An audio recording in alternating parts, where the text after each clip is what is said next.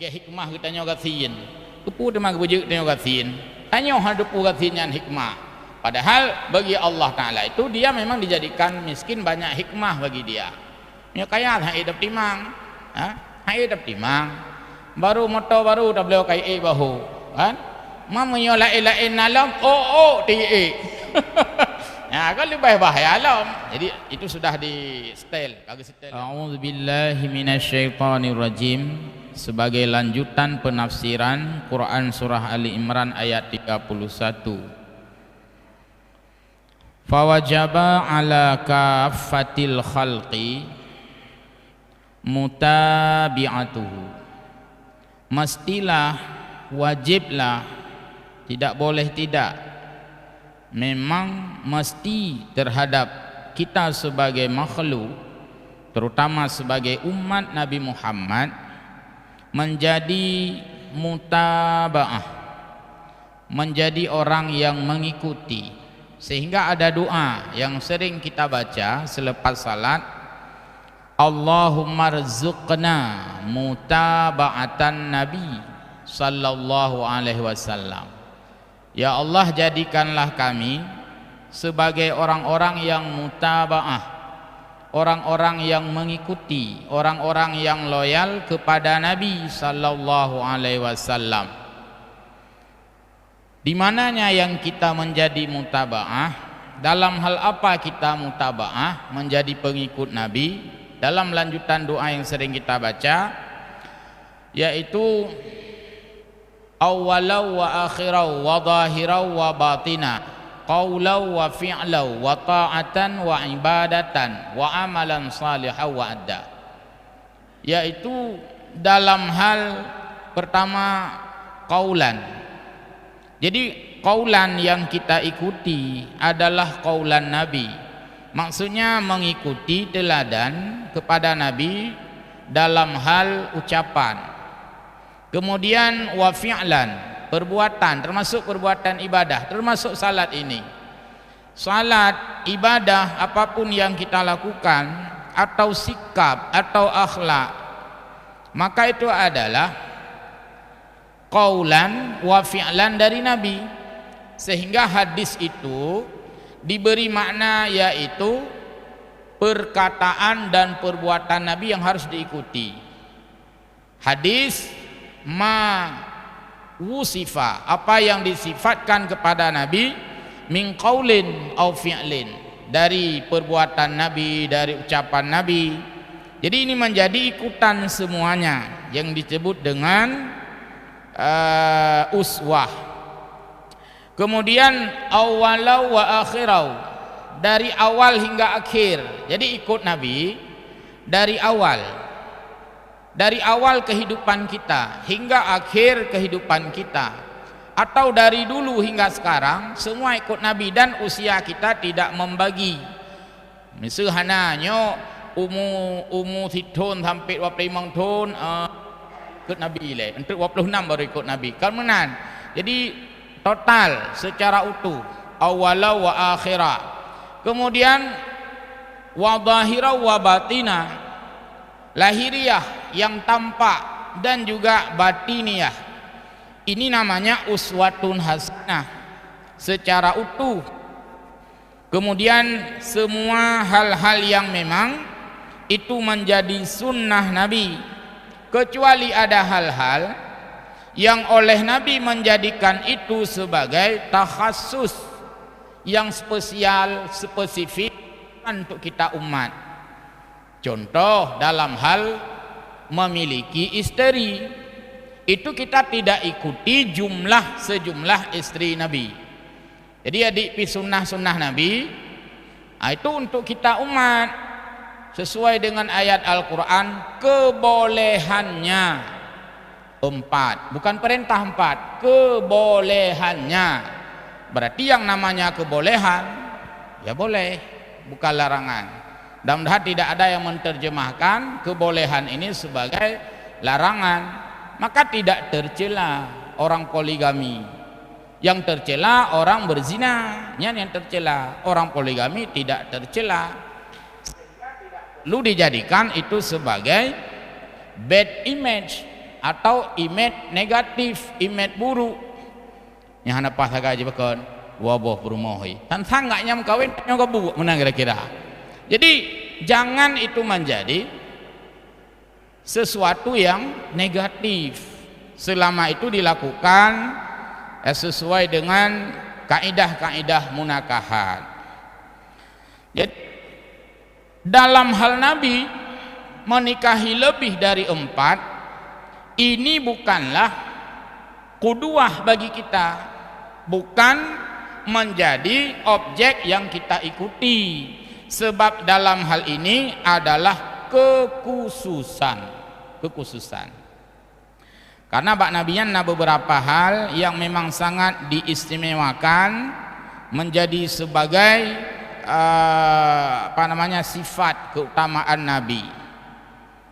Lagi futlah, cairan-cairan Nabi mengerudahi babah, cairan Nabi nya merupah-rupah ya cok di babah Nabi. Menyot-nyot tarudahi babah merupah-rupah ini baik kenong. Itulah keistimewaan. Peluh keringat Nabi, orang berebut-rebut mencium, nyojit dicok keringat ke peliu badan ke. Darah lagi, cairan namanya futlah. Itu keistimewaan yang ada pada Nabi. Kalau pada kita kan tidak terjadi, yang terjadi yang tarudah bawah mentang luat go. Fa ikele go. Ana mupu. Rut lalang gerubak cindoi go. Jadi kalau Nabi itu sesuatu yang istimewa, bahkan seandainya ditanya udip di hadapan Nabi, sang payah takutnya Rasulullah nerudah babah temu kalung ente. Nyandu mulia, itanya me kata rudah babah temu kaurung nya kabeh bengeh. Aku pupai babah wate gitu. Jadi kabeh bengeh, dan itu simbol penghinaan. Menyo Nabi itu sebuah kemuliaan. Maka bedalah Nabi, maka sekarang naat Nabi lim qatutaha mutlaqan abada wa matasa abas lam fi madaz zamani. Jadi lam yahtalim, Nabi tak pernah bermimpi malam hari selamanya. Nang nazama Aceh Nabi hantam melumpau malam uro selamanya. Kan beda katanya. Ita malam tamah uro lo endumran dan lain-lain.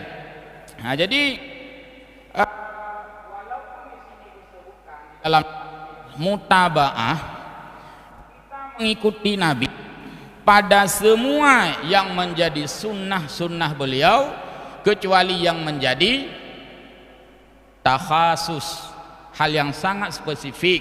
Lagi contoh, beristri lebih dari 4. Dan ada hal-hal lain yang sebenarnya kita mengikuti juga, cuman hukum beda ke Nabi. Kurban bagi Nabi itu wajib, kita dibuat sunat, jadi perendah hukum dayo. Kedua keberat Nabi, itulah Nabi. Nabi tidak mau memberatkan orang dengan meringankan diri sendiri, karena Nabi sebagai pemimpin umat, sebagai pemimpin sejati, maka Nabi yang diperintah ke umat lebih berat ke pebut, lebih wajib ke padahal Nabi tidak berdosa. Beda dengan pemimpin katanya, mesti tanya je pemimpin, itu apa berat kau yang ada depu sampai draw tu, alai lu kau pemimpin mana apa ya, lu tayu kau draw tu tanda pebut. Jadi hal ini juga khusus dari segi status. Salat malam, sembahyang tahajud, kita sunat. Wa minal laili fatahajjad bihi nafilatal lak. Allah jadikan sebahagian salat di waktu malam itu nafilah, arti nafilah sunat. Tanya tabudah malam dah sembahyang nyan sunat. Bagi Nabi itu sebuah kewajibannya yang hana pernah ketinggal.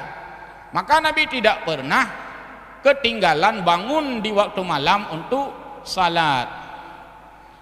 Itanya kan le ketinggalan 3 go na bedah malam sembahyang, nyanpihkan keinginan tu ya sembahyang, cirit bedah malam jauh mon jauh tu sembahyang. Jadi yang pugo katanya kan sembahyang, ipugo le cirit. Yang kerja 3 go orang hantar bedah malam, pas 3 go na tengah malam kat sembahyang, umat cuma tak ke malamnya ke cirit. Jadi pugo le cirit. Bahkan yang udah tu belum tentet apa rumun. Tapi begitu cirit anak peh bergol ibu, dah bedah gerau tu. Makai kun ibu, ni tem hati cirit ngan lu. Jadi lebih berhargai bergol cirit dengan bergol ibu. Nah, jadi waktu terlihat bahwa kemuliaan Nabi luar biasa. Salah satu bagian daripada akhlak. Jadi kedua wajib, kumat sunat. Contoh lain, siwak, sikat gigi. Sampai Nabi dalam hadis, laula an asyqa ala ummati la amartuhum bis-siwaki. Sekiranya bukan aku khawatir, bukan aku takut, bukan aku merasa sayang dengan umatku, kalau dia melakukan karena banyak akan tertinggal, saya akan wajibkan bersugi itu. Tapi kedua Nabi wajib.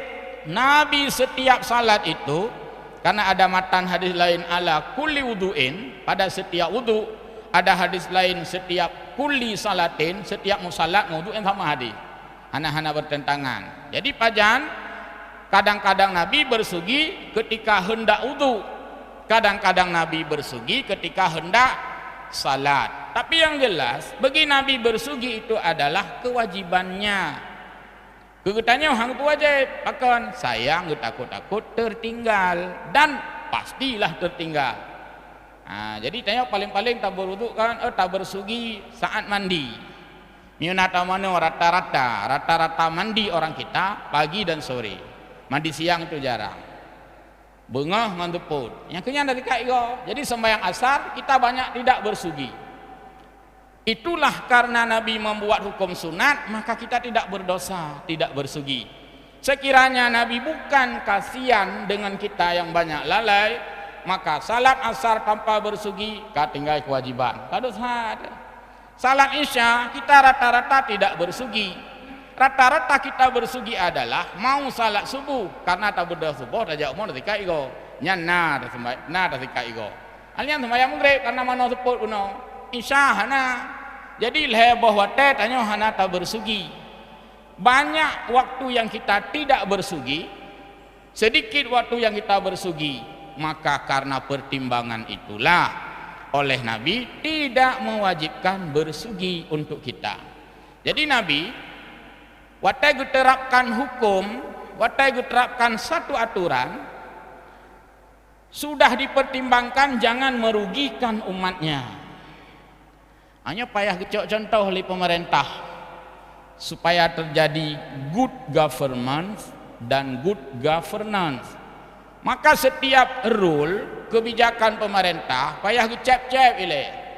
Nyom-nyonyo terapkan, insyaallah harugo rakyat. Nyan ikut Nabi.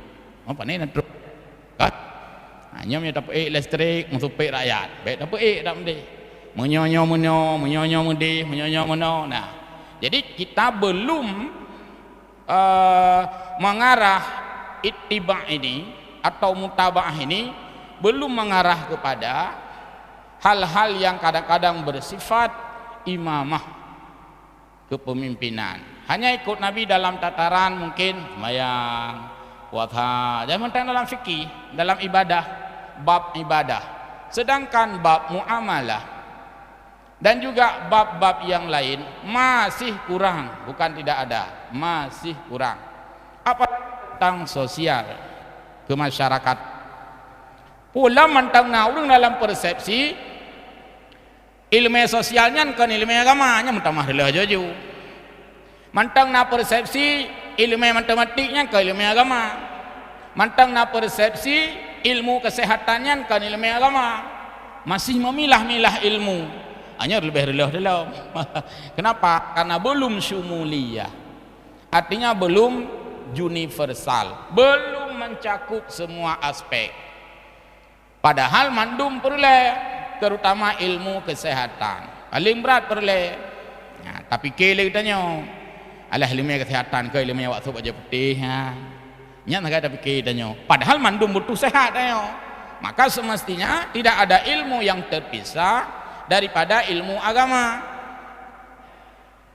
Mangkal agama nagah tengku kan menan yang terpisah adalah urutan kepentingan fardu ain atau fardu kifayah.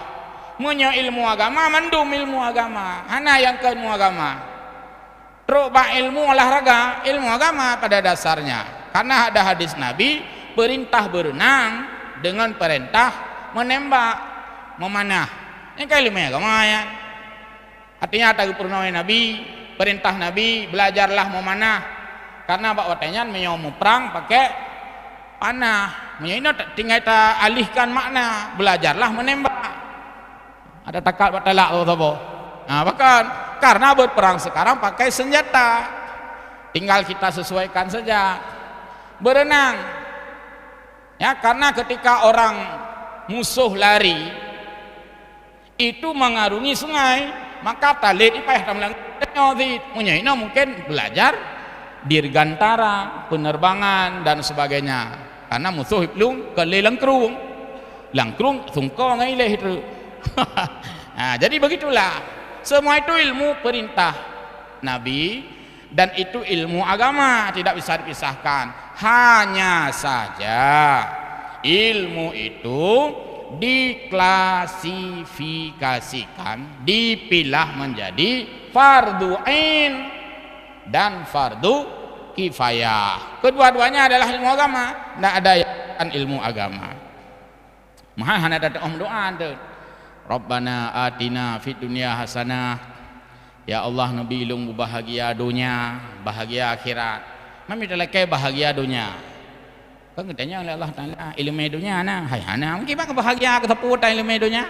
Harus ada ilmu dunia untuk beda aja.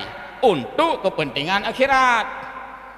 Ilmu iqtisadiyah, ekonomi untuk kepentingan akhirat. Menyo mengkreh-kreh ekonomi panai na urung boh jaket mam gero kita bereh di mau hana kibang ya boh fitrah, berarti kita kurang dari segi iqtisadiyah ekonomi. Ulum ilmu kesehatan, tibbun, ilmu banyak sekali, termasuk ilmu-ilmu kimia, ilmu-ilmu fisika, ilmu-ilmu elektronik. Nyomik yang tamaknya ke ilmu elektro. Ada suara di sini. Anak pakai talo karena suara. Nya kalau enggak canggihnya, baru era 4.0, put titik 0. Orang sudah 5.0, orang sudah 5.0. Itanya karena mantang put titik 0, mantang namik walaupun talo. Nah, yang kaino 7.0, 7.0, 7.0 analemi man pane su ho mana mana raya oi kacanggih juaju uji kacanggih juaju nah hana pakai makin canggih. Dulu kita nggak terbayang ada setrika gosokan, tapi ke zaman gosok tetap liu bekenang ija baru rapi ija. Hana terbayang tawai mi hana kenang ija rapi ija. Hana kenang, hana terbayang tu gosoknya bekenang ija baru ijanya rapi. Kalau tidak tersentuh elemen dengan kain, persepsi tanya mungkin ijanya rapi, hana kenang, tak gosok hana kenang. Dia urung urut hana kenang kulit, mana kulit. Tapi ternyata dicipta oleh manusia dengan ilmu mega elektro, maka gosokan hari ini setrika yang dijual kita mendekatkan saja dengan kain.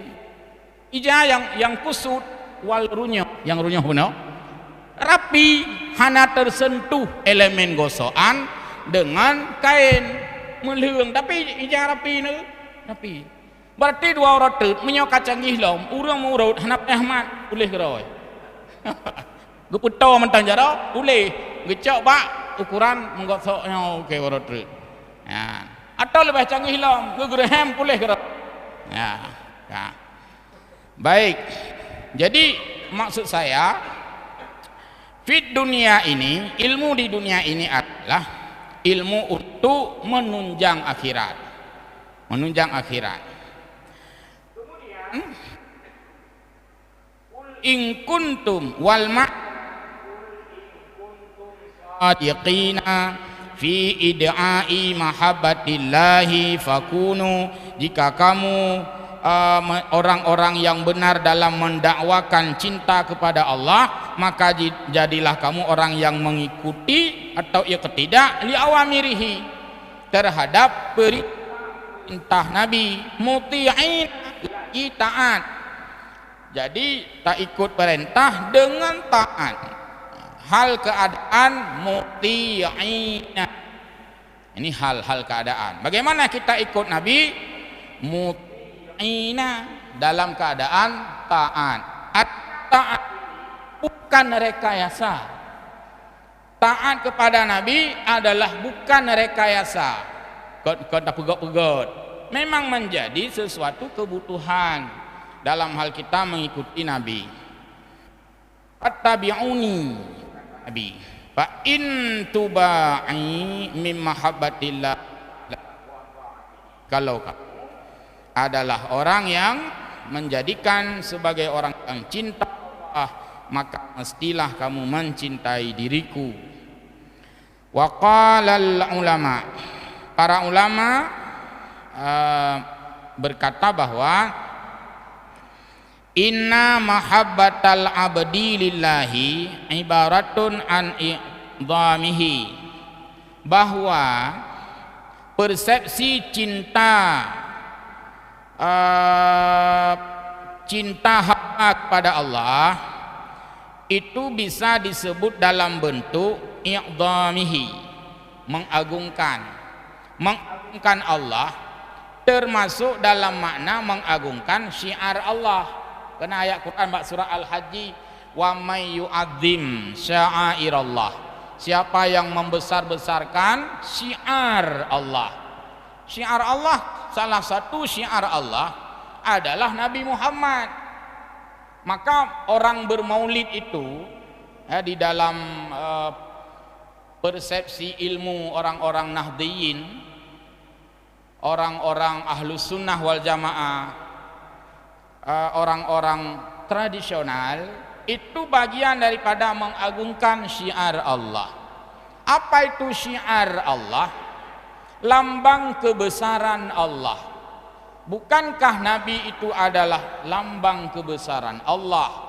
Maka memperingati hari kelahiran Nabi adalah memperingati kebesaran Allah. Karena kebesaran Allah itu, Allah utuskan Nabi Muhammad untuk membawa syiar agamanya. Jadi mengagungkan syiar Allah pertanda orang itu i'dhamihi, mengagungkan Allah. Karena yang kita agungkan adalah syiar agama Allah. Agama ini milik Allah, berarti mengagungkan syiar agama Allah itu adalah mengagungkan Allah. Maka ayatnya, wa may yu'azzim sya'airallah fa innaha min taqwal qulub. Siapa yang mengagungkan syiar Allah, mengagungkan tanda-tanda kebesaran Allah, mengagungkan perintah-perintah Allah, itu datang dari hati orang yang takwa. Dan persepsi dalam memahami ayat. Mana nanti ladum orang katanya kan menang persepsi. Atau hana mau tulis, lagi mau tulis kakak hana. Jadi menangnya hektar. Hana payah kaji pi. Jadi tidak ada substansi, tidak ada yang terkandung, Jadi harus yang terkandung. Ya. Kemudian wa ijlalihi, membesarkan Allah, membesarkan perintah Allah. Ya, salah satu salat, maka dimulai dengan takbir, Allahu Akbar. Dia membesarkan salat. Wa isari ta'atihi wa itba'i amrihi. Ya, juga dalam taatnya itu terlihat semua bekas-bekas ketaatan, semua tanda-tanda ketaatan. Isari taati, artinya ada indikasi. Kelewat sekolah. Indikasi orang pada Allah, dia berorientasi kepada akhirat. Jadi benar indikasi. Jadi menyogeyu oleh orang berarti, geyu oleh Allah pi berarti. Cak indikasi atau ciri-ciri. Mesti hoi le urang. Ai kena kajak le penting hat. Hana tajak, berarti tanya hana ta hormati urang ieu wajaknya. Terindikasi dari hana perumun. Ia tu hana perumun yang hana pupe nya berajo juga monggo pupe tan. Mana indikasi orang membesarkan Allah? Salah satunya membesarkan panggilan Allah. Ihoi le urang kena kaya taat. Ikut le urang. Ada perumahan ji apa hijak gerawai. Berarti ada hargai urang yujaknya. Mau teguhoi le Allah, hai ala salah, hai kena jak sembahyang. Sama sikap lagi buno. Berarti kita tidak melakukan isari taati. Hana tanda-tanda atau bekas bahwa terlihat pada diri kita itu orang yang membesarkan Allah. Itba'i amrihi wa majati nahihi, menjauhi, wa mahabbatillahi lil abdi, sebaliknya bahwa cinta Allah kepada hamba, sanauhu, Allah itu senantiasa memberi berita gembira, memuji-muji hambanya, mengindah-indahkan nama hambanya dan memberikan balasan, waridahu, dan Allah ridha, Allah senang, Allah restu kepada orang tersebut, wasawabuhu, dan memberikan balasan kepadanya, wa afwuhu, dan memberikan afiat. Afiat jalan yang ditempuh oleh manusia terhindar dari dosa, itu afiat. Bukan sehat. Sehat dengan afiat beda. Menyo sehat hidup wak badan. Kibal wak nyo na sehat ku sehat. Ai badan kita tamak thok. Pokoknya mangatlah, mangat hak thok. Nyo tengah mangat thok. Sehat. Pehten si katut na afiat. Nyen la ilam jawaban re. Afiat wa tayadan mutjung la sahyo. Nyen afiat. Berarti menyo sehat badan wa tayadan hana ruh dajak sembahyang, hana afiat. Maka kita mendoakan orang mesti dua-dua itu. Lagi kita kirim surat zaman kursi lagi pen. Semoga ayah ibu sehat wal afiat. Hana sehat nanti. Turun hana fum, semoga bapak ibu sehat-sehat saja. Afiat hana yang kurang. Benar sehat wal afiat. Dan ketika kita mendoa atau berdoa kepada Allah juga minta afiat itu. Allahumma innaka afuwun karimun halimun tuhibbul afwa. Doa juga fa'fu, afiat, fa'fu anna ya karim, afiatkan kami wahai yang maha mulia. Yang ke afiat tidak pernah laju sehat, sehat fisik, afiat sehat mental. Nah, maka kun sehat fisik dan mental. Kalau ada pembangunan fisik dan pembangunan mental, kamu tahu ya, seperti dicetuskan oleh dulu pada para founding father pendiri negeri ini, kita harus membangun jiwa dan raga. Pancasila itu sudah ada nilai membangun jiwa dan raga. Maka semoga saja rancangan undang-undang yang sedang heboh ini, semoga tabu jero hai Pak DPR baik nu jadi RUU punani HIP baik nu jadi karenanya terganggu aso Pancasila. Dan semalam sudah dibahas banyak itu di ILC Bang Karni. Maka oleh karena itu NU pun nyekap igo ya, walaupun nu pikir berkonto dengan pemerintah, tapi menyoka lagi nyogelang lagi. Karena yang memperjuangkan itu adalah para founding father, para bapak-bapak pendiri negeri yang dulu dengan kalimah thayyibah, nampak betun Pancasila jamun supaya jadi ideologi. Kan main-main, memang serius sekali mengusir penjajah. Maka kita dulu belajar Pancasila untuk menjadi kita sebagai generasi yang Pancasilais. Semoga pemerintah kita mendengar petuah daripada majelis ulama yang sudah memberikan saran dan melakukan rekomendasi. Ya. Pending mungkin ada yang ingin bertanya. Silakan. Baik, Bapak Ibu yang berbahagia sedang jamaah, mungkin sudah banyak Ustaz memberikan ilmu kepada kita pada malam mulia ini. Mungkin ada hal-hal yang ingin ditanyakan. Silakan. Ini ada Pak Nasir. Ya, sudah 19.45 ini, silakan. Assalamualaikum warahmatullahi wabarakatuh. Waalaikumsalam. Ustaz, saya pernah ketahui bahwa cobaan itu yang Allah berikan kepada hambanya itu bukti bahwa Allah sayang pada hambanya. Salah satunya adalah diberikan sakit oleh Allah, baik sembuh maupun tidak ada harapan sembuh lagi.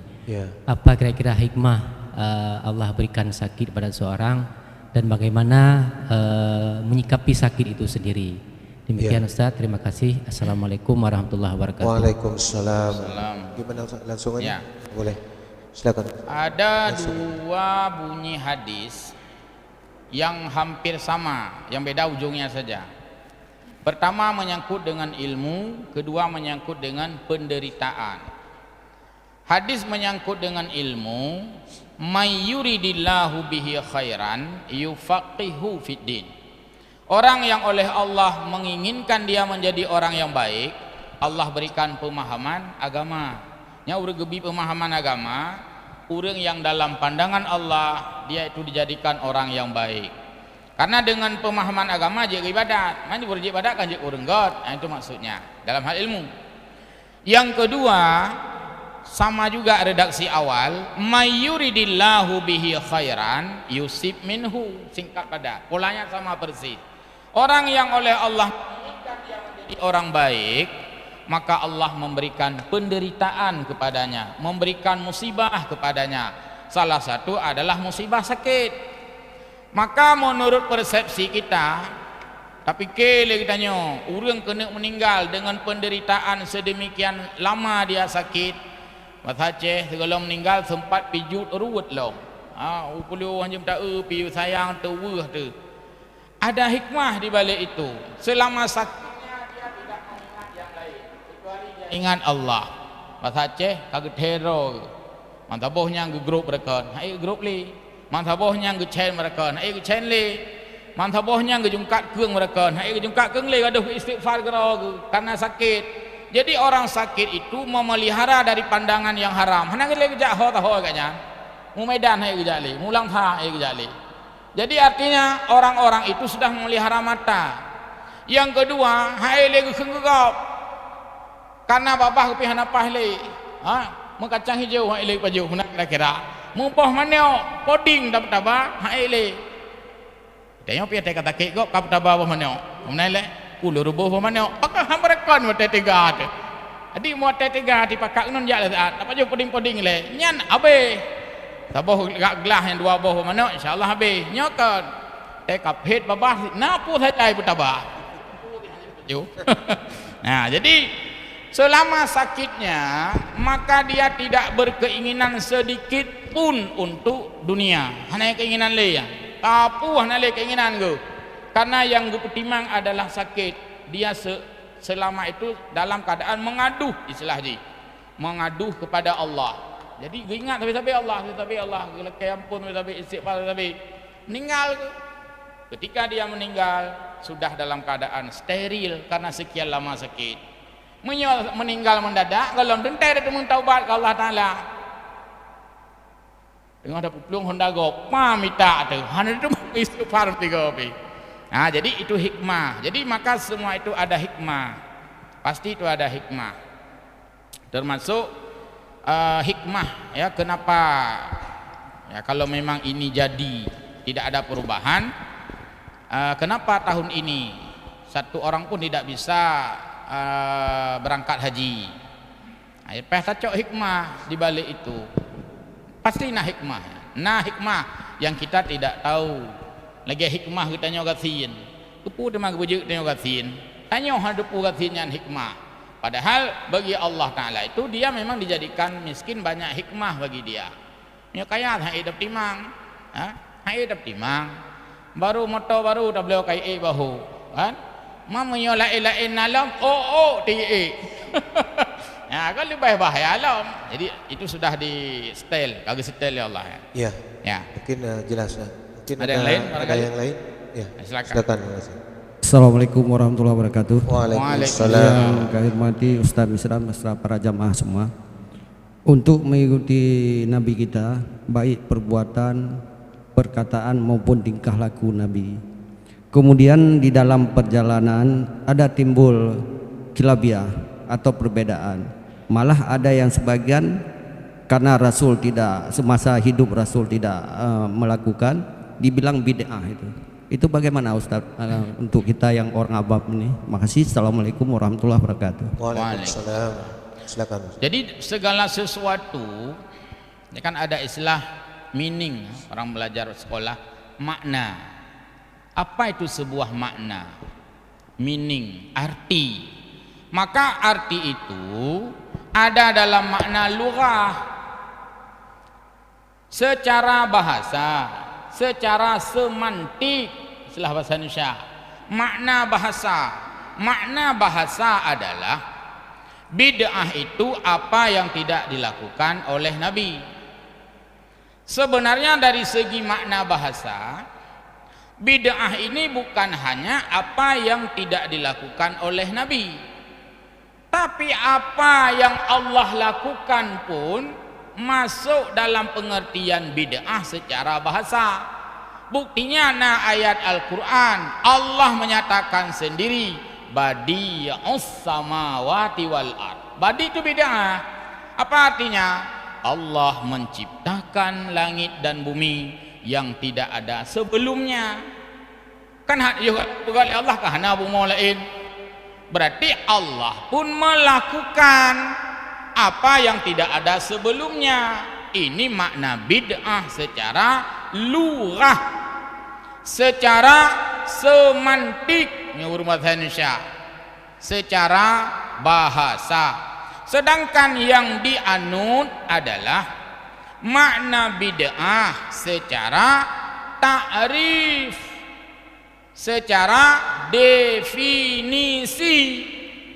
Apa itu definisi bid'ah? Kan bukan arti definisi bid'ah apa yang tidak dilakukan oleh Nabi. Itu bukan definisi, itu arti kata namanya. Sama seperti puasa. Apa itu arti puasa? Al-imsak, menahan diri. Dan tumbuk gopi puasa, nan puasa orangnya. Nah, apa ke? Haknya wali suop boleh go. Kira puasa. Apakah itu syar'i? Bukan. Dia butuh kepada makna wasyar'an.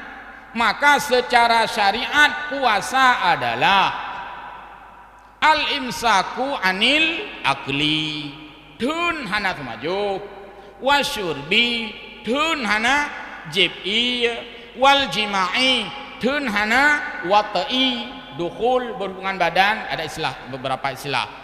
Nyan berarti puasa secara syariat. Maka bid'ah yang dimaksudkan secara syar'i adalah bila seseorang itu melakukan apa yang tidak berdasarkan firman Allah dan kandungan-kandungannya, dan apa yang dia lakukan tidak berdasarkan hadis Nabi dan kandungan-kandungannya, bahkan berlawanan dengan maksud ayat dan maksud hadis, itu baru namanya bid'ah ay dalalatun, bukan hasanatun. Maka Imam Syafi'i menulis al bid'atu bid'atani. Bid'ah itu ada dua bid'ah, hasanatun wa qabihatun. Hasanah dan buruk atau sayyi'atun, mesti bagian dua, mesti bagian. Adik hana pegah lagi nyan musuh bak hadis tu sit. Nampak juga man sanna hasanatan, so yang berbuat sunnah yang baik, berarti itu namanya bid'ah yang baik. Untuk uyub sanna sayyi'atan, nah kau bagi lang hadis kau bagi. Maka Imam Syafi'i berani menulis al bid'atu bid'atani. Bid'ah itu ada dua bid'ah, hasanatun wa sayyi'atun, dalam matan lain wa qabihatun, sama si'ah. Ipegah le urung pegah. Bak kamu hana bagi-bagi bid'ah. Pokoknya hana bagi-bagi. mesti bagi. Maka mana yang kita anut adalah yang berdasarkan kajian-kajian dalam hadis Nabi. Jadi Nabi sendiri yang membagi.